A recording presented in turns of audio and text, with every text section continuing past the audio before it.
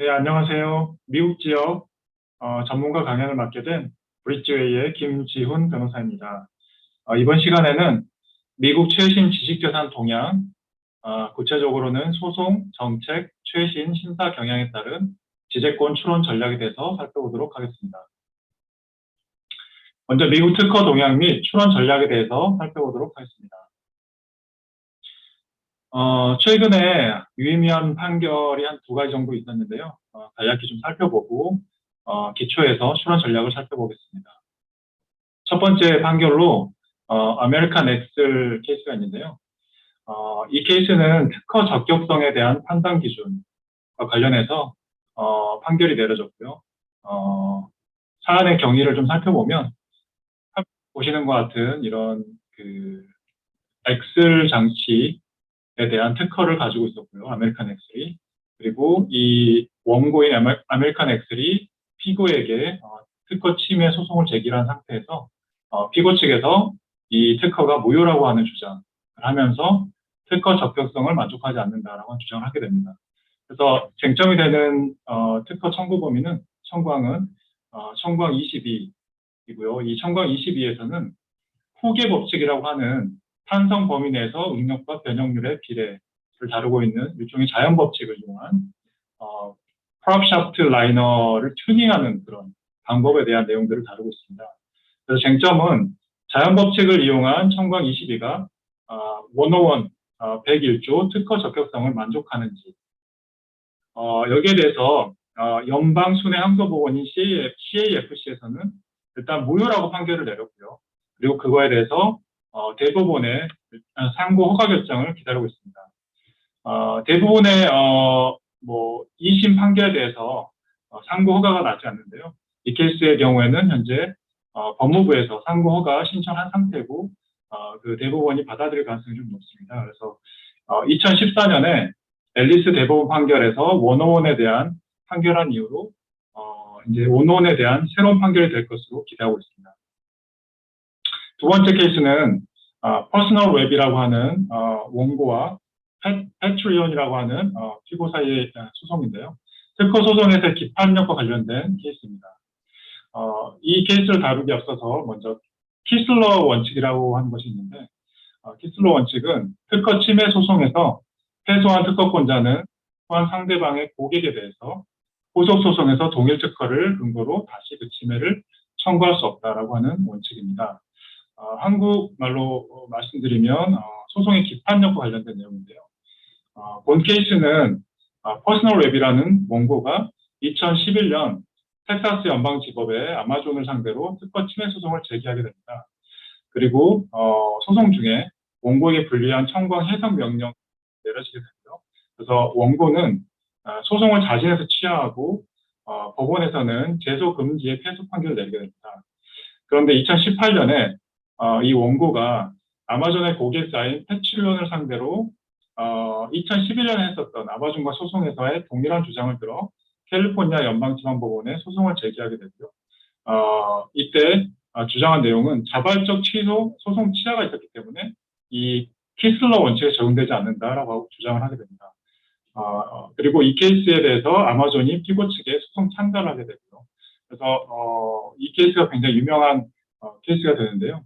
법원은 원고와 아마존과의 기존 소송의 기판력이 이 고객사인 패트리온과의 소송에도 미친다고 하여서 이 소송을 기각하였고요.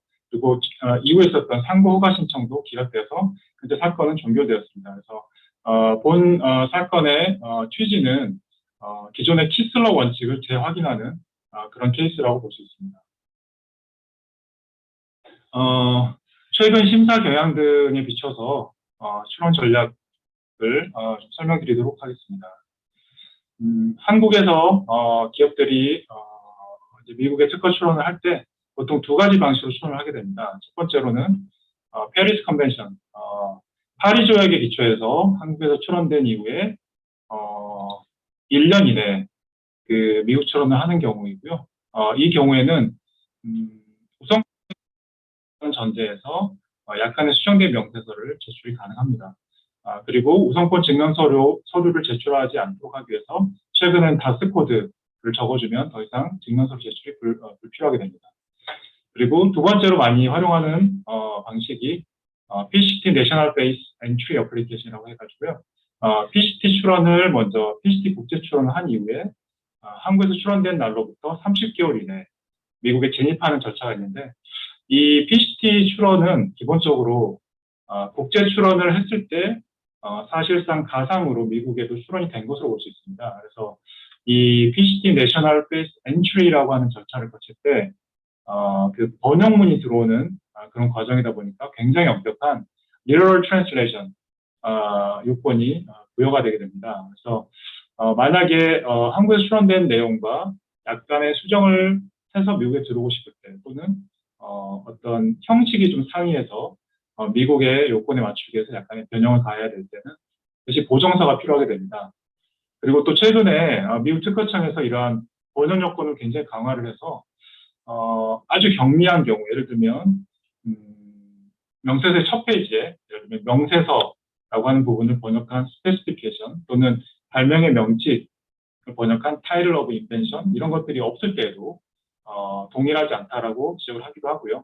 그리고 또 단락번호가 PCT 명세서에서 끝나는 번호와 미국에 출원된 것과 에서 영문 명세서에서 끝나는 번호가 다르면 또 보정 명령을 내리게 됩니다. 그래서 굉장히 엄격한 literal translation 요건이 적용되고, 또 그래서 불필요한 그런 절차들이 많이 필요하게 됩니다. 그래서 이러한 단점을 보완할 수 있는 절차로서 미국에서만 가능한 것이 PCT continuation 또는 PCT bypass라고 하는 절차가 있습니다. 이 PCT bypass 수로는 PCT National Base라고 하는 절차를 바이패스해서 바로 미국의 국내 출원에 준해서 계속 출원을 하는 그런 절차라고 보시면 됩니다.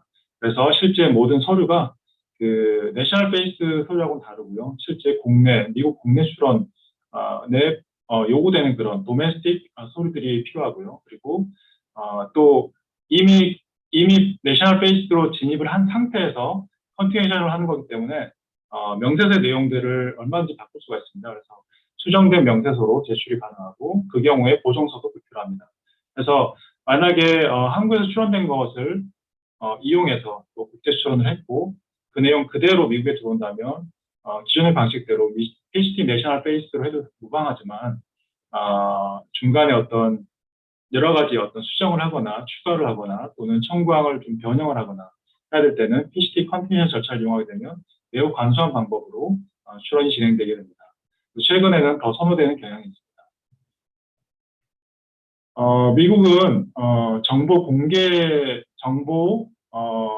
의무라는 게 있어서 IDS라고 하는 그런 서류를 제출하게 되죠. 이 IDS는 출원부터 등록 시까지, 또 출원인과 대리인은 관련 선행 기술의 정보를 심사관에게 제출할 의무가 있다.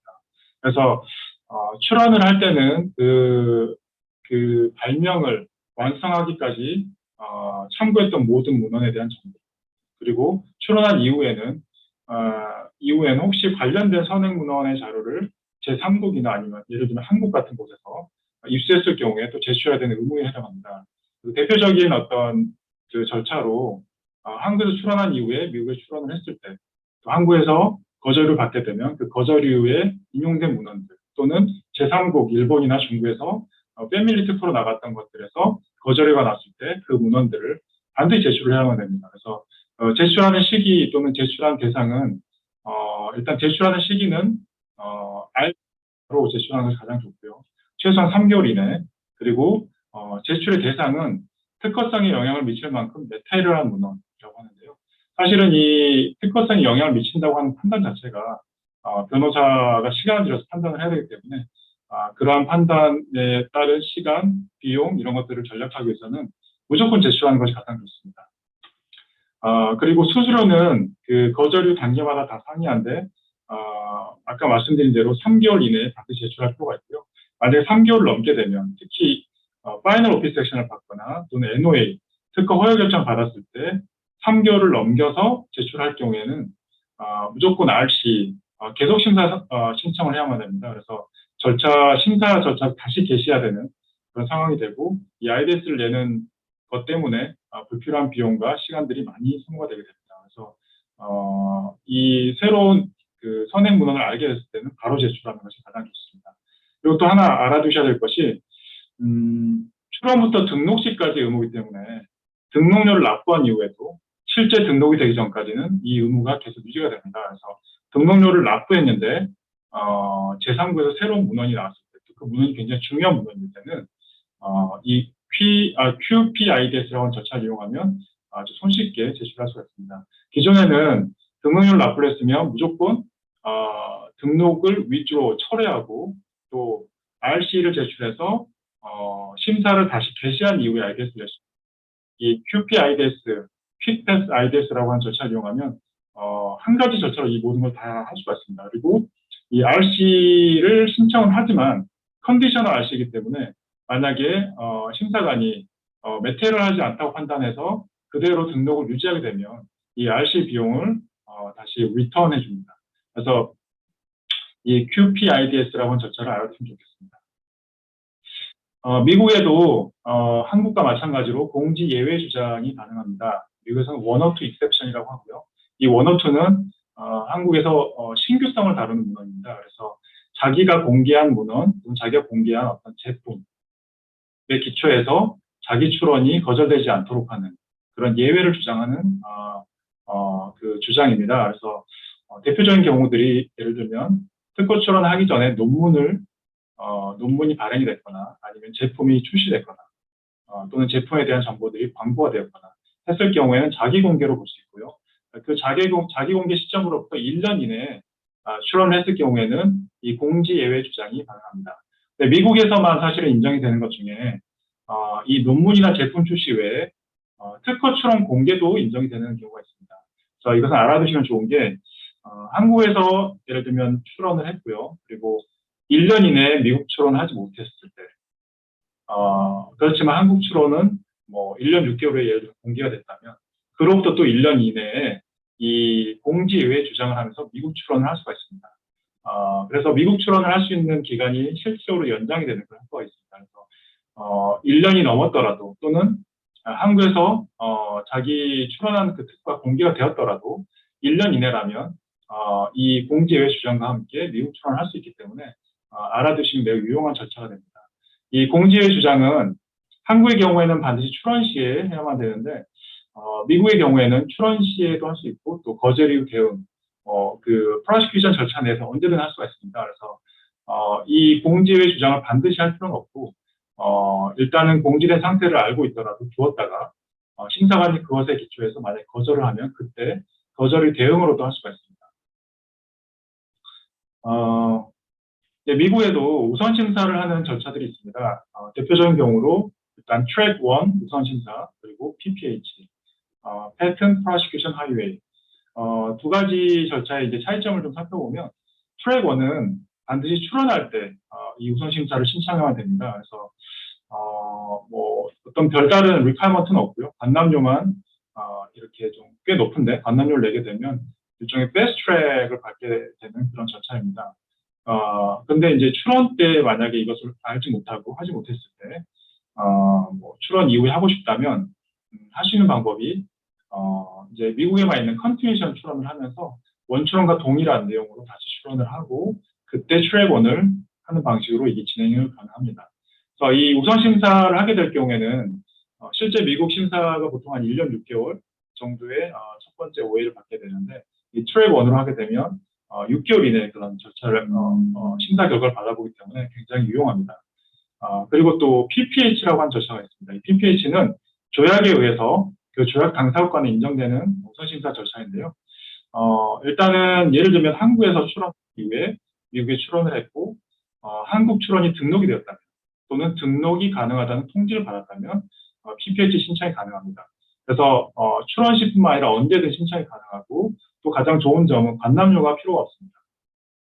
그래서 그 대신 반드시 필요한 것은 등록 통지서 또는 등록 가능한 청구항이 기재된 OA, 거절 이유가 있어야 되고요. 그리고 또 필요한 것이 한국에서 등록이 되었을 때 그 등록된 청구 범위하고 동일한 내용의 영문 청구 범위를 보정서 형태로 내줘야만 합니다. 그리고 이 보정서와 함께 만약에 한국에서 등록 결정서가 나왔을 때 새롭게 심사관이 참고했다고 하는 레퍼런스 문헌들이 이렇게 적혀 있다면 그 문헌들에 대한 IDS를 함께 제출할 필요가 있습니다. 그래서 이 두 가지 절차는 상황에 따라서 선택적으로 할 수가 있습니다. 그래서 미국 출원을 할 때 이미 한국에서 등록이 된 상태라면, 그리고 그 등록된 청구범위 그대로 미국에서 등록을 받아도 무방하다면 PPH로 하시면 가장 좋고요. 그렇지 않고 미국에서는 완전히 새로운 청구범위로 넓게 받고 싶다. 그렇다면 트랙 1을 이용해서 하시는 것이 좋습니다. 미국에는 다양한 형태의 페티션들이 존재합니다. 그래서 한국에서는 실수로 특허가 죽었거나 아니면 어떤 답변서 기한을 놓쳤거나 또 우선권 주장을 하지 못했거나 그런 경우에 사실상 살릴 수 있는 방법이 거의 없습니다. 그런데 미국에는 이 페티션을 내면서 unintentional delay가 있었다라고 주장을 하면 대부분 다 살릴 수가 있습니다. 그래서 특허가 뭐 답변서를 내지 않거나 아니면 뭐 어떤 여러 가지 이유로 특허가 죽었을 때 다시 리바이브 할 수 있는 그런 것이 가능하고요. 실제로 이 페티션은 뭐 1년 이내라면 거의 인정이 됩니다. 그리고 두 번째로는 또 이제 우선권 주장을 10 써야 되는데 놓쳤을 경우에 14개월까지 인정을 해주고요. 그래서 2개월 동안 추가적으로 인정해주는 그런 절차가 있고, 그리고 또 메인터넌스 피, 이 유지료, 특허 유지료를 제때 납부를 하지 못했을 때도 특허가 이제 죽게 되는데요. 그런 경우에도 또 페티션을 내서 살릴 수가 있습니다. 이 unintentional delay는 가장 대표적인 경우가 특허사무소 또는 변리사, 변호사의 실수로 출원이 노티스를 받지 못했다거나 하는 그런 다양한 경우들이 다 포함이 되기 때문에 매우 유용하게 활용하실 수 있습니다. 미국에서 특허를 받기 위한 그런 요건들은 매우 많은데 한국과 비슷한 것들은 예를 들면 신규성, 진보성, 기재불비, 또 이중특허 금지 이런 것들은 대부분 다 비슷하기 때문에 생략을 하고요. 미국에만 있는 좀 독특한 거절 이유로 101 특허 적격성에 대한 거절 이유가 있습니다. 이 부분은 이따 좀 추가적으로 살펴보도록 하겠습니다. 미국에서 거절 이유는 보통 이제 non-final office action 첫 번째 거절을 받게 되면 답변서를 내고 보정서를 내게 되는데 거기를 특허청이 인정을 하지 않을 경우에는 final office action이 나오게 됩니다. 이제 final office action이 나오게 되면 대응하는 방법이 굉장히 다양합니다. 그래서 알아두시면 좋을 것들이 좀 많이 있어서 살펴보도록 하겠습니다. 일단 파이널 오피스 액션은 그 심사가 파이널이 되었다는 때문에 원칙적으로는 만약에 새롭게 보정서를 작성해서 내고 싶다면 반드시 RC 계속 심사 신청을 해야만 됩니다. 근데 이와 같이 할 경우에는 뭐 비용적으로나 절차로 굉장히 길어지거나 비용도 많이 들기 때문에 그거를 좀 보완하기 위해서 만약에 이 보정서가 굉장히 경미하고 스코프를 바꾸지 않은 정도다 그러면 RC를 제출하지 않고 바로 보정서만 제출해도 무방하고요. 설령 스코프를 바꾸더라도 심사관이 3시간 이내에 아주 간소하게 그 내용을 살펴서 특허 결정을 내릴 수가 있는 사안이다 그러면 이 AFCP 간략 재고 신청을 할 수가 있습니다. 이 간략 재고 신청을 하게 될 경우에는 심사관이 기존에 심사했던 심사관이 3시간 이내에 새로운 서치를 하거나 아니면 뭐 재고 특허성에 대한 재고를 해서 특허 결정을 내릴 수도 있고 기존의 거절 결정을 유지할 수가 있습니다. 근데 이제 실제로 해보면 이 재고 신청을 통해서 등록이 되는 경우는 뭐 한 15% 정도밖에 되지 않고요. 그래서 이 경우는 보통 심사관 인터뷰를 미리 해서 어느 정도 특허성, 새로운 보정에 대한 특허성을 충분히 양자 간에 양해가 되었을 때, 이해가 되었을 때 하는 것이 가장 바람직하고요. 그렇지 않은 경우에는 바로 RC를 하는 것이 더 효율적인 절차가 됩니다. 그 외에 보정을 하지 않고 바로 어필을 하는 절차가 있는데요.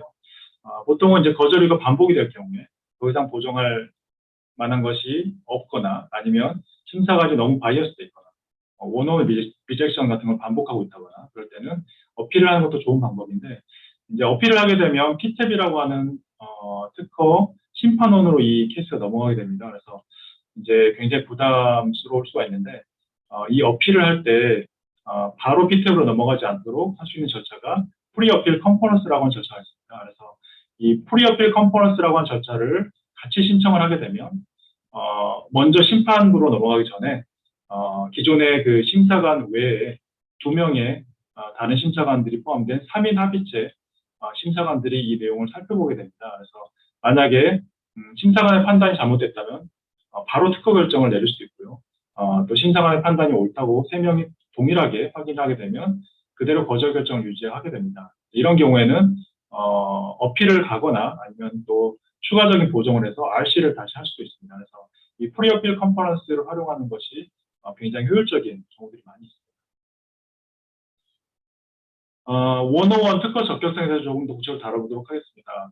101 특허 적격성은 일단 미국에서 특허를 받을 수 있는 대상은 이 4가지에 국한된다라고 하는 법에서 출발을 합니다. 그래서 프로세스, 머신, 매니팩처, 그다음에 컴포지션. 그러니까 어떤 방법, 그리고 어떤 기계 기구, 그리고 제조 방법 또는 물질. 그래서 예를 들면 프로그램 그 자체라든지 또는 시그널 그 자체의 경우는 안 되고요.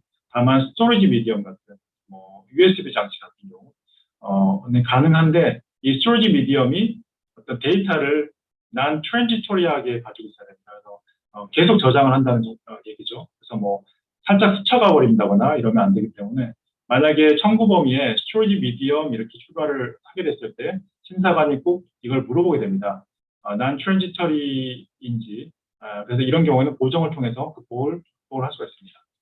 그리고 이제 미국에만 있는 굉장히 특이한 이제 캐슬로에서 이제 확립이 된 내용으로 사실은 judicial exception, 그러니까 법에서 얘기하는 어떤 예외 사항인데요. 대표적인 경우가 추상적인 아이디어, abstract 아이디어입니다. 그래서 예를 들면 뭐 컴퓨터 관련된 소프트웨어로 어떤 구현한 내용이라든지 이런 것들이 사실상의 인간의 머리로 멘탈 프로세스로 어떤 이해될 수 있는 부분이라든지 아니면 사람의 행위로 할 수 있는 것들을 단순히 컴퓨터에다 구현시킨 경우라면 이 앱스트랙트 아이디어라는 이유로 보통 거절이 나오게 됩니다. 특히 2014년 앨리스 판결이 있은 이후에는 대부분의 소프트웨어 또는 비즈니스 메서드 특허 등의 이 원어원 리젝션이 나오게 되고요. 이것을 극복하는 것이 굉장히 어렵습니다. 까다롭고 어려운데 왜냐하면 심사관들이 이 뭐 진보성이 있더라도 이 원어원이 없다는 이유로 거절한 경우가 굉장히 많습니다. 그래서 이런 경우를 보완하기 위해서 2019년에 미국 특허청에서 수정 가이드라인을 제시했습니다. 그 내용을 좀 살펴보면 원래 이 특허 적격성 판단은 스텝 1, 스텝 2A, 스텝 2B에서 이렇게 3단계로 이루어집니다. 첫 번째는 법에 있는 4가지 해당하는가 물어보고요. 여기에 해당하더라도 만약에 주디셜 익셉션인가 물어봅니다. 이 주디셜 익셉션에 해당하는지, 쉽게 말해서 추상적 아이디어에 해당하는지를 물어봐서 만약에 추상적 아이디어라고 한다면 거기에 어떤 특별한 더 다른 것이 있는지 또는 인벤티브 컨셉, 어떤 굉장히 어떤 탁월한 발명적 컨셉이 있는지를 묻게 되는데 이 앱스트랙트 아이디어라고 하는 거를 너무 손쉽게 판단해서 바로 이 스텝 2B로 와서 거절을 하게 되기 때문에 이 수정된 심사 가이드라인에서는 이 스텝 2A를 보다 엄격하게 판단해라라고 하는 어떤 절차를 가미하게 됩니다. 그래서 이 스텝 2A를 2가지로 나눠서 프롬 1과 프롬 2. 그래서 프롬 1에 만약에 주디셜 익셉션이라면 예를 들면 앱스트랙트 아이디어라면 반드시 어떤 특정 그룹에 들어가야 된다. 그래서 어떤 수학적인 컨셉이냐 아니면 사람의 어떤 그 멘탈 프로세스인지 또는 사람의 어떤 행동을 구현한 것인지 이 3가지에 들어가는지 먼저 판단을 하고요. 그리고 나서 설령 이 3가지에 포함이 되더라도 어떤 어디셔널 엘리먼트 이 3가지에 해당하지만 거기에 추가돼서 어떤 피처가 있다면 그 에디셔널 엘리먼트가 practical application이 있는지 한국말로 하면 아마 유용성, 실용성이 있는지를 살펴보라는 겁니다. 그래서 practical application이 있다면 설령 이게 judicial exception에 해당하는 추상적인 아이디어일지라도 101 적격성을 만족할 수 있다라고 하는 새로운 가이드라인을 제시하게 됩니다. 그래서 저희가 이제 뭐 답변서를 낼 때 101 지적을 받게 되면 이 스텝 1과 스텝 2B는 비교적 명확하다 보니까 그리고 스텝 2A에서 프롬 1도 굉장히 명확하죠. 근데 스텝 2A의 프롬 2를 이용해서 이건 프랙티컬 어플리케이션이 있다라고 하는 주장을 조금 더 심층적으로 하게 되는데 그런 경우에 비교적 용이하게 이 원어원 거절율을 극복할 수 있게 됩니다. 미국 상표 동향과 초론 전략을 좀 살펴보겠습니다. 두 가지 판례를 좀 먼저 살펴볼 텐데 첫 번째 판례는 슐저라고 하는 이 판례이고요. 이 판례는 제가 같이 일하고 있는 변호사님이 이 케이스를 실제 다뤘던 변호사님이 계셔서 매우 잘 알고 있는 케이스인데 이 케이스는 이제 상표의 기능성과 트레이드 드레스에 대한 내용입니다. 그래서 지금 보시는 이것들이 이제 그 치과에서 사용하는 특히 어린이용으로 사용할 수 있는 그런 이제 믹싱 팁이라고 하는 제품이고요. 이 각각의 색깔이 이 믹싱 팁의 직경을 의미하게 됩니다. 그래서 색깔에 따라서 직경이 조금씩 다른 걸 볼 수가 있습니다. 그래서 이 트레이드 드레스는 소위 말하는 이제 트레이드 마크랑은 조금 다른데요. 트레이드 드레스는 제품 포장이나 용기, 제품 자체의 모양, 크기나 색채 등 제품 고유의 이미지를 만들어내는 여러 가지 복합적인 요소, 뭐 어떤 이런 컬러 또는 형상 이런 걸 통해서 이 어떤 제품 고유의 이미지를 만들어낸다면 트레이드 드레스로 보호받을 수가 있습니다. 그래서 대표적인 경우가 코카콜라 병, 또 삼성과 아이폰이 소송했을 때, 애플이 소송했을 때 그 아이폰의 어떤 형상 같은 경우가 이 트레이드 드레스에 해당하는데 트레이드 드레스는 상표 출원과 마찬가지로 미국 상표청에 등록을 받을 수도 있고요. 등록을 설령 못 받더라도 트레이드 드레스로 인정을 받는다면 레노 맥트라고 하는 이제 연방 법에 의해서 이거 트레이드 드레스를 보호받을 수가 있습니다. 그래서 이 슐저가 이 AMN이라고 하는 한국 기업을 상대로 이제 원고는 이 트레이드 드레스를 고의 침해했다는 이유로 이제 소송을 걸게 되고 뉴욕 지방법원은 $2 밀리언 그렇지만 지금 아까 설명드린 것처럼 이 색상은 사실은 이 팁의 어떤 직경을 의미하기 때문에 실질적으로는 기능적인 요소들을 포함하게 됩니다. 그래서 트레이드 드레스를 인정받기 위해서는 기능적이지 않아야 된다라고 하는 제한 요건이 반드시 걸려 있습니다. 그래서 이 부분에 대해서 1심이 인정하지 않았는데 2심 연방 순회 항소법원은 원고의 미시티 제품의 각 색상은 팁의 직경을 의미하므로 기능적인 것이어서 트레이드 드레스로 보호되지 않는다라고 해서 피고의 손을 들어주게 됩니다. 그리고 상고가 신청도 기각돼서 피고의 승리로 최종 마무리되었습니다. 두 번째 케이스는 1-800 컨택이라고 하는 회사와 또 와비 파커라고 하는 회사 간의 이제 소송인데요. 그 둘 다 이제 안경 또는 뭐 이런 관련된 그 제품들을 만드는 곳인데 이제 컨택트 렌즈죠. 안경보다 컨택트 렌즈를 만드는 이제 경쟁사입니다. 그런데 이 피고인 와비 파커가 이 구글이나 이런 어떤 그 포털에서 1-800 컨택이라고 하는 키워드를 사고요, 구입하고요. 그리고 소비자가 이 1-800 컨택을 입력했을 때 자사의 그 웹사이트가 먼저 뜨도록 하는.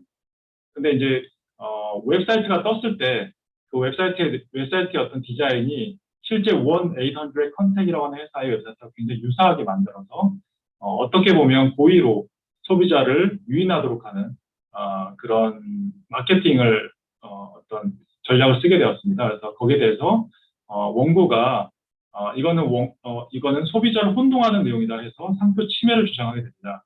기존에 이런 어떤 그 키워드 관련된 케이스들이 많이 있었는데 키워드 관련된 케이스 대부분 다 기각이 된 것이 소비자의 혼동이 아니다라고 하는 어떤 이유입니다. 그런데 이 케이스는 비교적 악의적이고 또 내용이 굉장히 명확하기 때문에 어쩌면 원고가 이길지도 모르겠다고 예상했던 케이스인데 실제 올해 6월에 법원에서는 기존과 동일하게 서치 리절트와 웹사이트에 설령 디자인적으로 유사한 부분들이 있을지라도 와비 파커라고 이름이 명시되어 있습니다. 그래서 소비자가 조금만 노력하면 혼동이 일어나지 않기 때문에 이거는 상표 침해가 아니다라고 해서 기존의 케이스와 유사한 판결을 내리게 됩니다. 미국 상표 출원에 대한 어떤 기본적인 내용을 좀 먼저 살펴보면 미국은 사용주의 국가이기 때문에 사용이 되지 않은 상표는 등록을 허락하지 않습니다. 그래서 원칙적으로는 실제로 사용한 상표이거나 아니면 사용할 의사가 있는 상표, 추후에 사용 증거를 제출할 수 있다면 등록을 해주고요. 다만 이제 외국에서 먼저 출원이 되었거나 외국에 등록이 된 경우, 예를 들면 한국에서 출원이 되었거나 등록이 되었을 때는 우선권 주장 또는 등록에 기반해서 출원을 할 수가 있고요. 이 경우에는 출원 시에 사용 증거를 제출할 의무가 면제됩니다. 그렇지만 완전히 면제되는 것은 아니고 또 5년 후에는 사용 증거를 제출을 해야 되기 때문에 기본적으로는 사용주의 원칙을 따르되 일부 완화가 되었습니다. 그래서 5가지 방식, 실제 사용, 사용할 의도, 한국 우선권, 한국 등록, 그리고 마지막으로 마드리드를 통해서 미국 상표를 출원할 수가 있습니다. 최근에 미국 상표청에서 다양한 어떤 법 개정을 통해서 상표 현대화법들을 발표하게 됩니다. 그래서 그 대표적인 이제 몇 가지를 좀 살펴보면 첫 번째로는 기존에 이제 상표를 출원하고 거절을 받게 되면 무조건 6개월의 답변 기간이 주어지게 되는데 이제 새로운 법에서는 다양한 어떤 기간들을 설정할 수 있게 됩니다. 심사관이 플렉서블하게 리스폰스 타임을 설정할 수 있게 되고요. 그리고 두 번째로는 제3자가 이 상표 출원에 이의를 가졌을 때, 본인이 먼저 사용했다든지 아니면 선사용이 있다든지 여러 가지 이유로 이 어떤 상표 출원에 이의를 제기할 수 있는 절차로서 third party submission이라는 절차가 가능합니다. 그래서 이 서브미션을 하게 되면 심사관은 반드시 2개월 이내에 그 채택 여부를 결정해야만 합니다. 그리고 세 번째, 네 번째로 상표 말소와 상표 재심사 절차가 새롭게 이제 들어오게 됩니다. 기존에 특정 상표가 사용되지 않았다는 이유로 만약에 이 상표를 이제 제거하고 싶을 때는 캔슬레이션 절차를 반드시 거쳐야 되고요. 굉장히 거의 소송에 준하는 절차다 보니까 많은 비용과 또 어떤 절차적인 어려움들이 있습니다. 그래서 그 어려움들을 조금 완화하기 위해서 이 상표 말소라고 하는 절차를 통해서 만약에 해당 상품이나 서비스가 한 번도 상업적으로 사용된 적이 없다면 등록 후 3년 이후에 또는 10년 이내에 이 상표 말소 신청을 할 수 있고요. 특허청에 바로 신청할 수가 있습니다. 그래서 상표청에 바로 신청할 수가 있고요. 그리고 두 번째로는 만약에 사용 선언을 했는데 이 상표가 그 당일 또는 그 이전에 사용되지 않았다면 그 날짜가 사실상은 잘못된 거죠. 그런 경우에는 그 날짜를 챌린지하면서 상표 재심사를 청구할 수가 있습니다. 이 두 가지 절차들은 아직 크게 시행되고 이미 시행은 됐지만 실제 실무적으로 많이 다루고 있지는 않아서 어떤 케이스로가 많이 나오지 않았습니다. 하지만 적극적으로 활용할 가능성이 필요가 있을 것으로 판단됩니다. 마지막으로 최근에 올해 6월 달에 이제 모든 상표 등록증을 기존의 그 페이퍼 카피에서 소프트 카피로 다 전환을 하는 그런 정책이 시행됐습니다. 그래서 이제 상표가 등록이 되면 이제 상표청에서는 이 소프트 카피를 먼저 옵텐할 수 있게 해주고요. 거기에 대한 이메일 링크를 그 출원인에게 보내주게 됩니다. 그래서 이 출원인은 또는 대리인은 이 이메일 링크를 통해서 이 상표 등록증의 소프트 카피를 입수할 수 있게 되고요. 만약에 페이퍼 카피가 반드시 필요하다 그러면 비용을 납부하면서 신청을 해서 입수할 수가 있게 됩니다. 이상 특허와 상표의 최근 경향들 그리고 그에 따른 출원 전략을 살펴보았습니다. 더 궁금한 사항 있으시면 질의해 주시기 바랍니다. 이상입니다.